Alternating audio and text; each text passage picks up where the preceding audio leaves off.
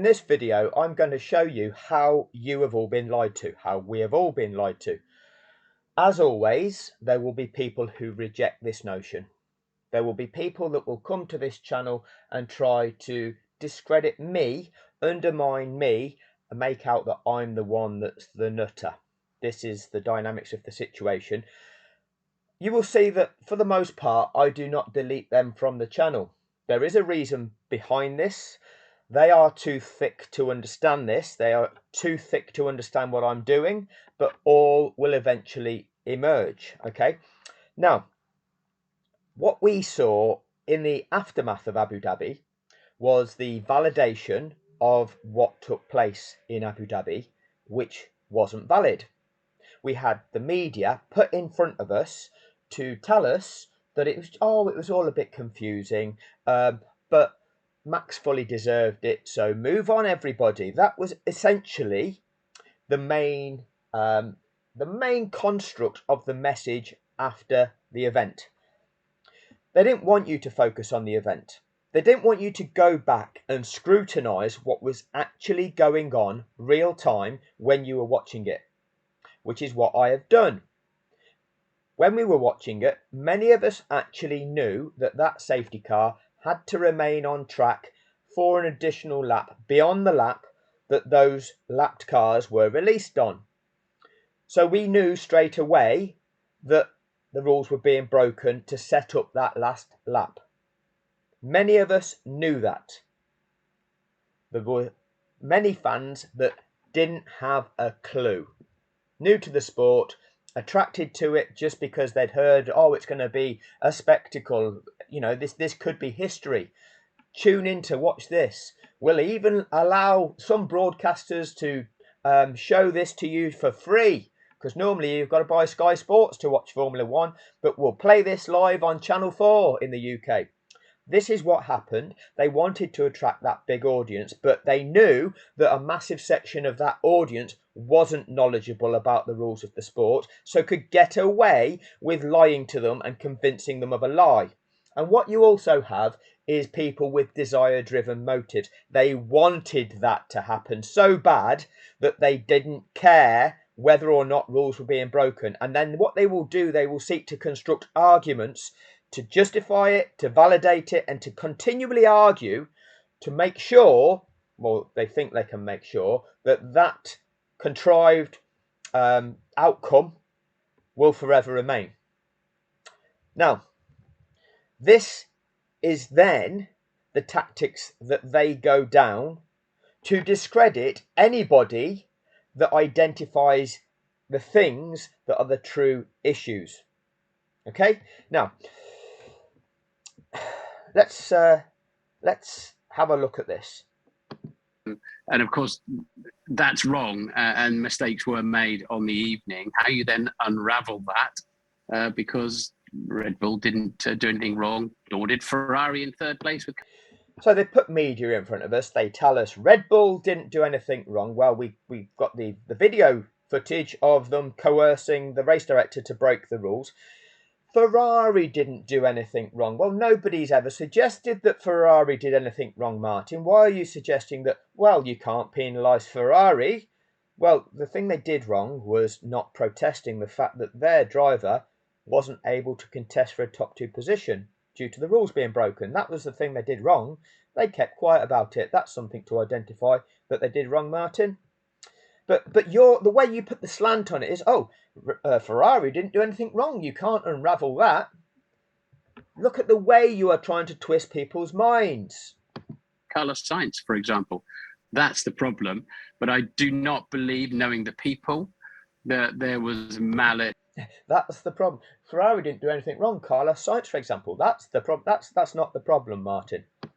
Involved from race control. Okay, I mean, the broadcaster tells you, the public, I don't believe there was any malice involved from race control. You believe the mind conditioning voice of the expert telling you that there's no malice from race control. Nobody's doing anything particularly wrong on purpose here. You believe me when I tell you that nobody's doing this on purpose. That's what these talking heads are there. Now, this is the key. Simon Lazenby top left, will tell you this. Now, listen. It's the same question to all of you, really. Damien, I'll come to you next on this. There are a lot of conspiracy theorists out there. There are a lot of conspiracy theorists out there. Straight away, that is designed to undermine you. It is designed to undermine anybody that identifies, look at all these things that are wrong. Oh, you're just a crazy conspiracy theorist. When did you hear the term conspiracy theory? Well, this would be one of them. The Kennedy assassination. You know, where this president of the United States got assassinated, and it was just a guy on his own that shot him from high up in a book depository, right? And then a couple of days later, he got shot himself, killed, so he couldn't say anything, couldn't testify, couldn't give any evidence. Case closed. Nothing to see here. Nobody else was involved. Okay? If you think anybody else was involved in that, then you're just a conspiracy theorist. You need to believe that this bullet, this magic bullet, got shot from this angle, this building, came down, hit the president, did the loop-to-loop, travelled all the way through his body, down, smashed the back of his head out, down travelled through his groin, then jumped up and shot through the shoulder of the other guy that was in the car with him. Oh, if you don't believe that, you're just a conspiracy theorist. Yeah, you're crazy. Now, I don't know if any of you have heard of a guy called David Icke. He's a nutter, isn't he? He's a conspiracy theorist. That guy, didn't he think he was Jesus? Didn't he tell the world that he was Jesus? And didn't he call the royal family lizard people or something like that? Yeah, he's crazy. He's a nutter. Don't listen to him. He's crazy. Conspiracy theorist. This guy, definitely a conspiracy theorist. Let's see what. You shouldn't watch this, because you should just discredit anything that this guy has got to say, because he's just ridiculous. There is no such thing as a free press. You know it and I know it. There's not one of you who would dare to write his honest opinions. The business of a journalist is to destroy truth, to lie outright, to pervert, to vilify, to fawn at the feet of mammon, and to sell himself, his country and his race for his daily bread. We are tools, vassals of rich men behind the scenes. We are jumping jacks, they pull the strings, we dance. Our talents, our possibilities and our lives are the property of these men. We are intellectual prostitutes. Intellectual prostitutes, he describes journalism as. Now, many of you don't realise this, but in some videos that I produce, I play music in the background. I do various other things. But we get trolls that don't understand what I'm doing. They don't have the intelligence to realise there's lots of things going on in my videos, but they think they're the clever ones by posting a trolling comment in the comment section. What does that song mean? Which videos does that appear in? Intellectual prostitutes. That's what he's calling journalists. So I discovered this David Icke video a couple of days ago. Do you want to know how far back that I was playing that music? So we have a structure of manipulation which is string pulling the politicians of all political colours, the media, the intelligence agencies, the big companies and the global banking system. The media, the intelligence agencies, so those people tasked with dealing with crime. And aren't doing it. Whose interests are they actually acting in? And the plan now is to create so much conflict around the world, so much chaos. Conflict, chaos.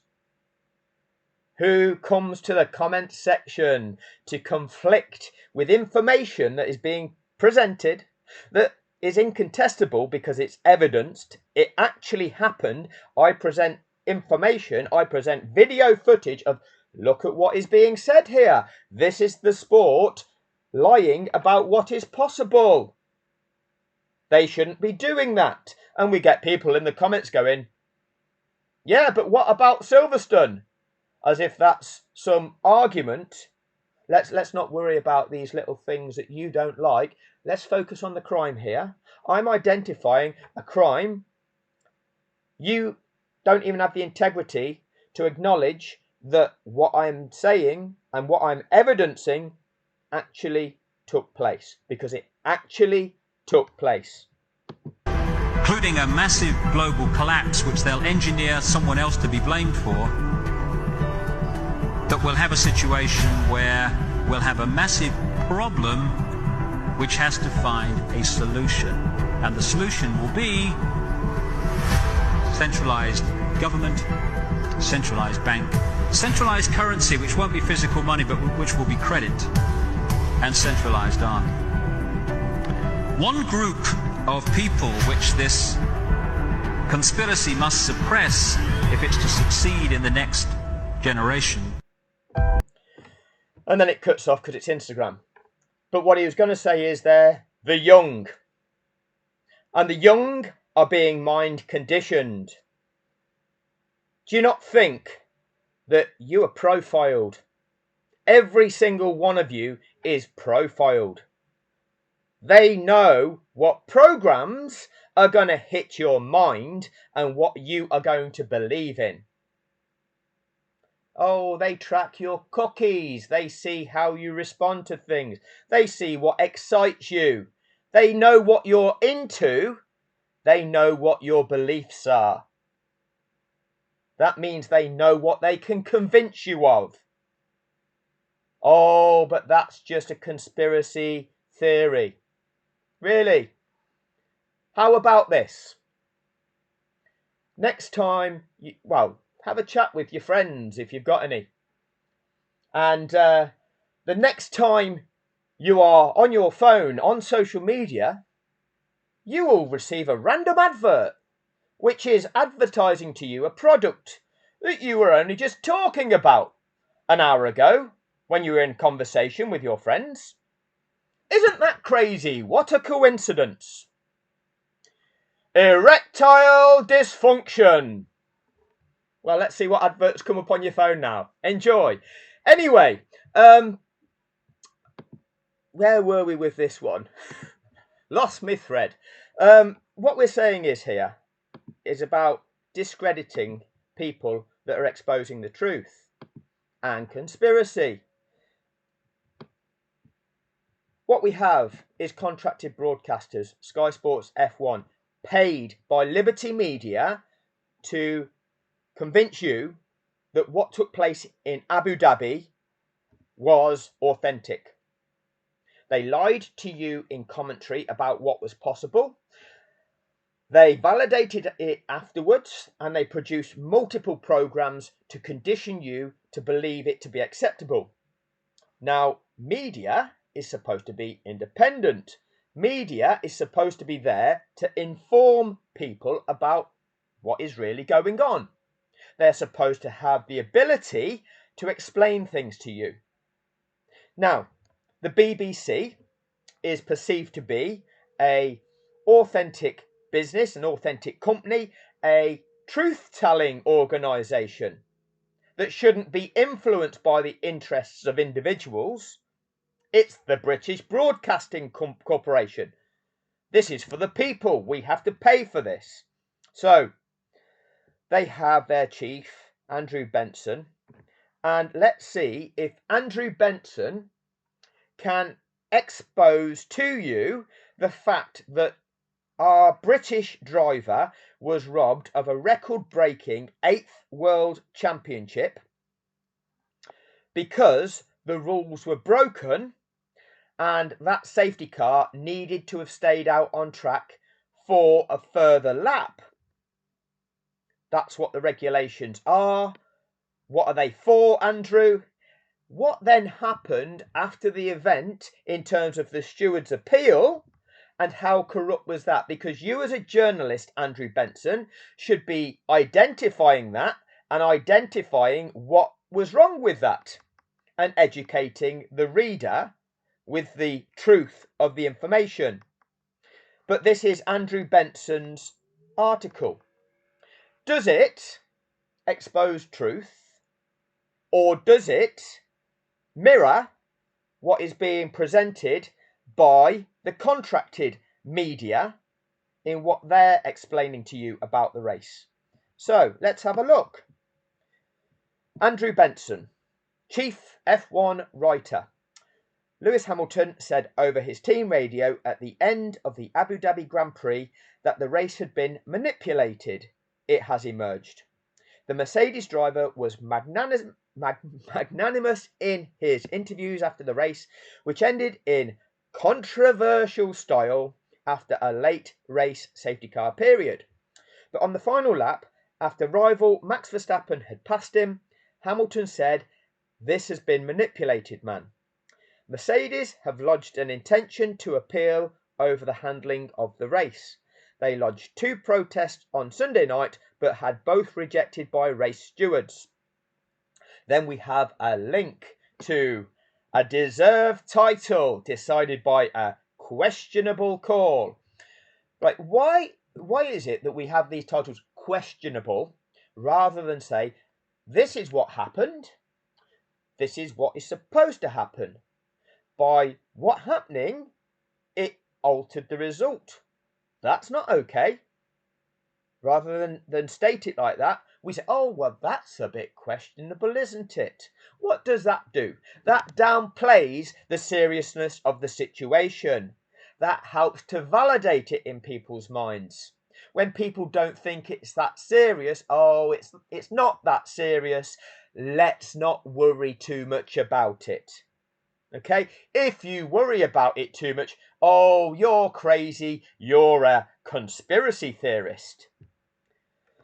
They are considering whether to appeal against the decision to back race director Michael Massey's handling of the restarted race, which appeared to be in contravention of the governing body's own rules and standard protocols. So the BBC's chief writer cannot explain to you what the rules and regulations are, what they are for, what happened that broke the rules and regulations, and the impact that breaking them had.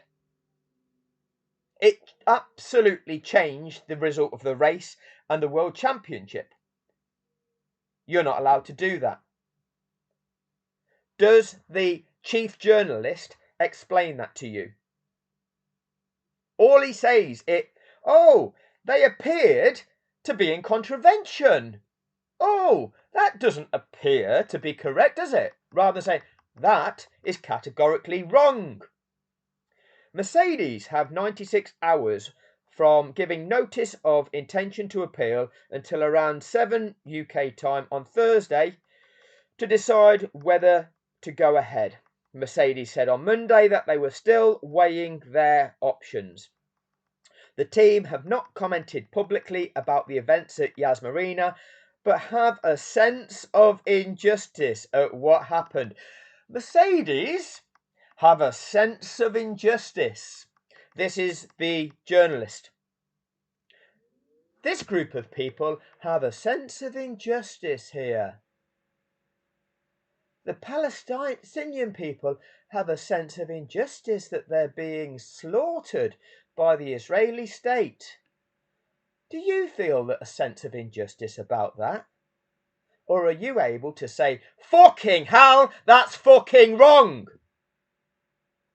Oh, some people have a sense of injustice there. Thank you for your valuable insight, Andrew Benson. The team have not...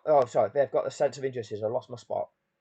This is directed at the handling of the race and not at Verstappen or Red Bull. Oh, let's not implicate Verstappen or Red Bull with any sense of injustice here. That bit's fine.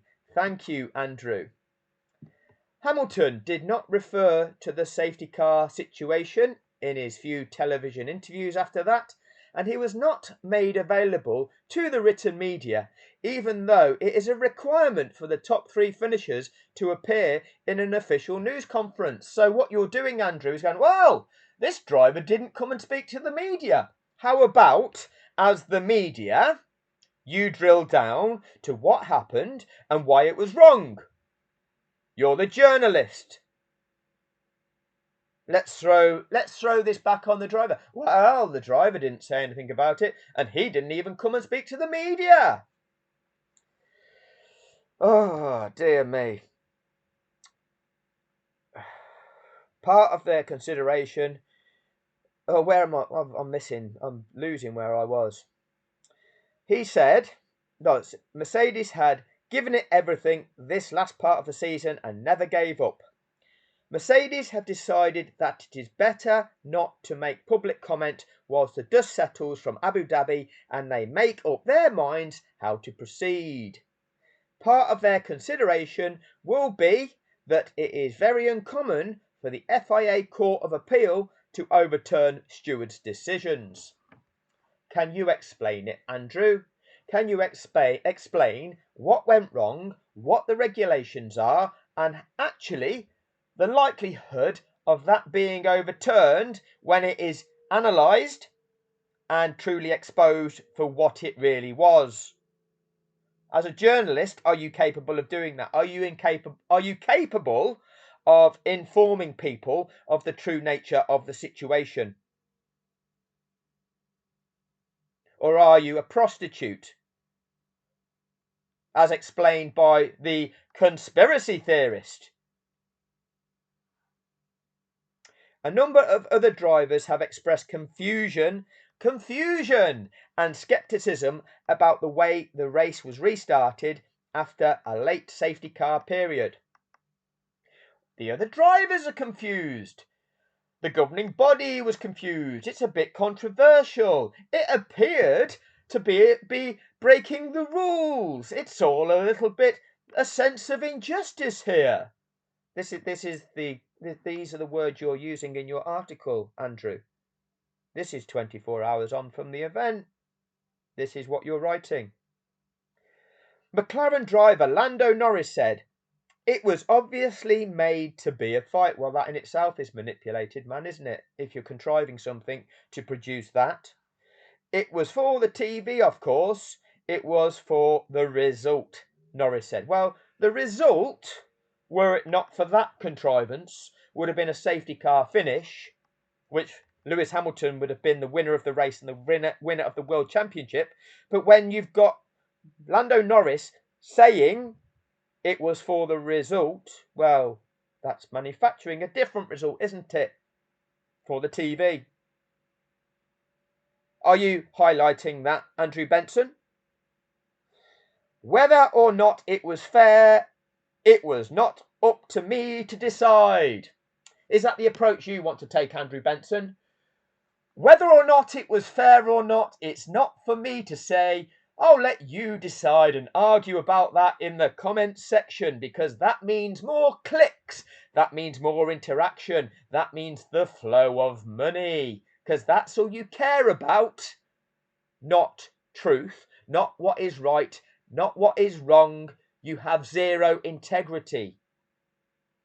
Zero. Well, what it is for you to do, Andrew, is to expose the truth, expose reality. That's what is expected of you. But no, you don't do that, do you? Hamilton was dominating the race ahead of Verstappen and on his way to clinch a record 8th world title when the safety car was deployed with 5 laps to go. Verstappen, here we go, tyre narrative. The race needed to end behind the safety car. It doesn't matter what tyres you're on. But Benson says Verstappen pitted for fresh tyres behind the safety car, whilst Hamilton did not. That's what he can tell you. And that left the Briton a sitting duck on old tyres when the race was restarted for a 1-lap shootout on the last lap. Verstappen passed Hamilton to clinch his first world title. So he will tell you that, but he won't tell you that that race should not have restarted.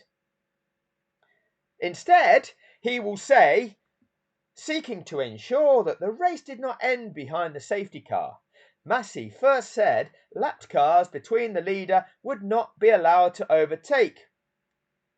It is common practice to let them through to avoid them interfering in the racing, and then, following pressure from Red Bull, changed his mind. the common practice, okay, is, oh, it's common practice. Oh, they usually do that. They don't have to do that, but it's just common practice. Look at the way the words are. Does that explain things in categoric truth, or does that fudge the situation? The truth is, a regulation is that you have to carry out this procedure. It's on the grounds of sporting fairness to all competitors. Lando Norris was left 2/3 of a lap behind Pierre Gasly, which he was less than 12 seconds behind. Lando Norris was closer to Gasly than Verstappen was to Hamilton prior to Nicholas Latifi crashing. The deployment of the safety car caused that negative impact to Lando Norris's race. You can't do that. Hence, we have a set of regulations that need to be carried out prior to the resumption of racing. Your F1 chief journalist can't speak about that. He can't tell readers that. Instead, he gives them this. Seeking to ensure the race did not end behind the safety car, Massey, and then tells you just, oh, and this happened. Seeking to ensure that the game didn't go into extra time or penalty shootout, the referee just awarded one of the teams a goal. That's normal, isn't it, Andrew? That's normal. Seeking to ensure that the game went into an exciting super over, the umpire in that last over gave 3 wides against the bowler, even though they weren't wides in accordance with the rules of the sport. But that made the scores level and took the game into a super over, because that's what he was seeking to achieve. Is that okay, Andrew? Is that the best that you can do as a journalist, Andrew? Because that's what you're doing, Andrew Benson. So, but he only let the cars between Hamilton and Verstappen go through, and not those between Verstappen and Carlos Sainz's Ferrari in third, or any others. So you've said that, but have you said that blocked off third place from challenging for a top 2 position? But above, you've just written this statement, it is common practice to let them through to avoid them interfering in the racing. Well, they were interfering with the racing then, Andrew. So this is contradictory. Is anybody proofreading what you are writing, Andrew? I would suggest not. You're all part of the complicit, corrupt narrative given by media. Media lie to you, people. They lie to you. They lie to me. They lie to us all. I'm trying to help people see the lies.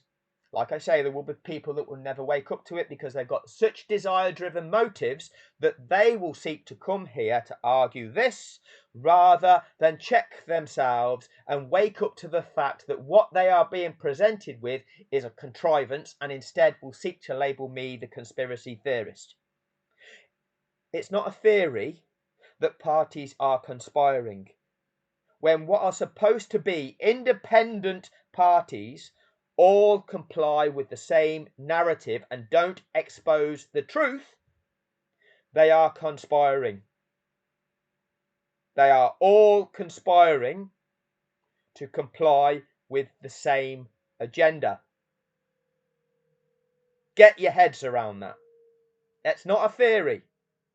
In order for this to happen, in order to convince the population as to the nature of what took place, all parties had to be on board and not expose this in the way that I am exposing it.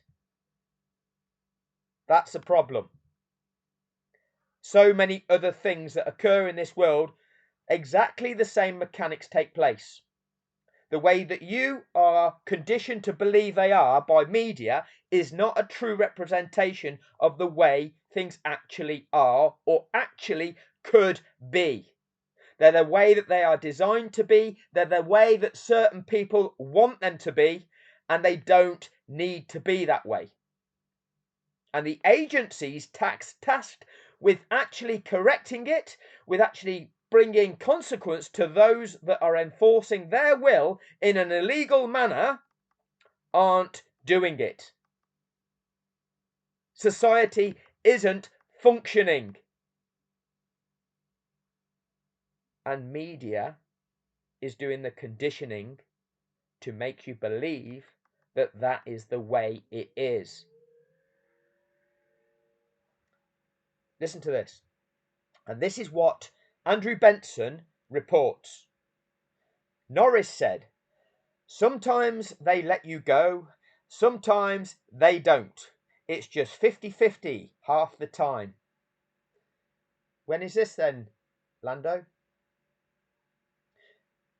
In your racing career in Formula One, Lando, how many times have you been lapped and not released? And that would be 0.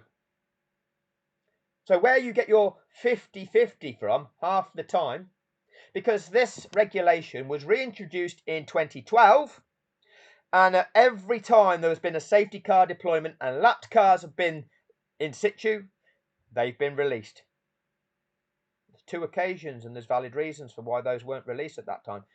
The other 50 times or whatever, they were released because that's the requirement. It's just 50-50 half the time, says Lando Norris. Well, that's misinforming you. That's a lie. Andrew Benson, the chief Formula One correspondent, can't identify that that's a lie. Instead, he presents you with it to make you believe authenticity. Oh yeah, sometimes they release the lapped cars, sometimes they don't. No, they always release the lapped cars, but the BBC's chief is providing you this to validate the notion of them being able to resume racing with lapped cars in situ.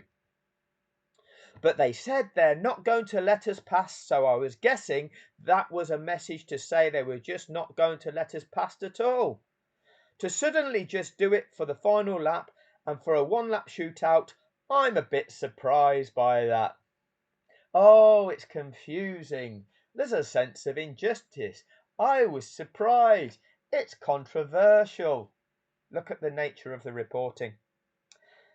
Norris's teammate Daniel Ricciardo said, I'm honestly speechless. I don't know what to make of all that. I really don't.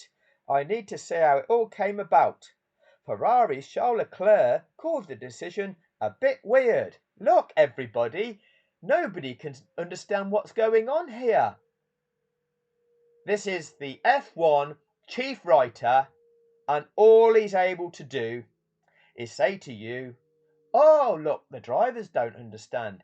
It appeared to be in contravention of the rules. Mercedes feel a sense of injustice about this. It was a questionable call. He can't tell you that ahead of the rules being broken, the commentators of the sport were lying to you about the possibilities. The rules were broken. These are the rules. These are why the rules are what they are, and this is why those procedures need to be carried out. In breaking the rules, it completely altered the result of the race and the World Championship. That's a contrivance. The breaking of the rules has robbed a sporting competitor of a record-breaking, history-making 8-time World Championship, marking them out to be the greatest driver in the history of the sport. This is outrageous. There was an appeal which is allowed to overturn what took place. What took place in that appeal was entirely corrupt. Can Andrew Benson explain any of this to you?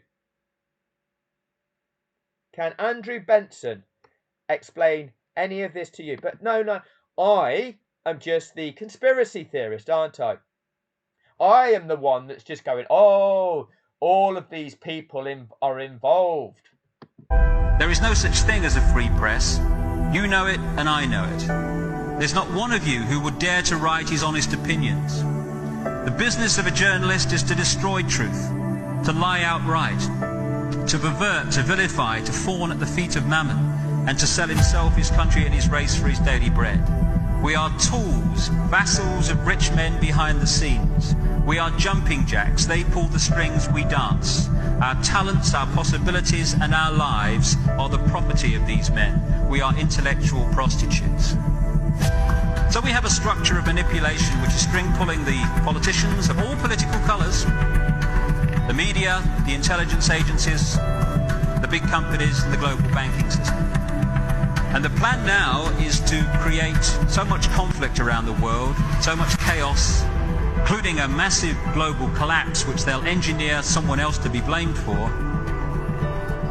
that we'll have a situation where we'll have a massive problem which has to find a solution.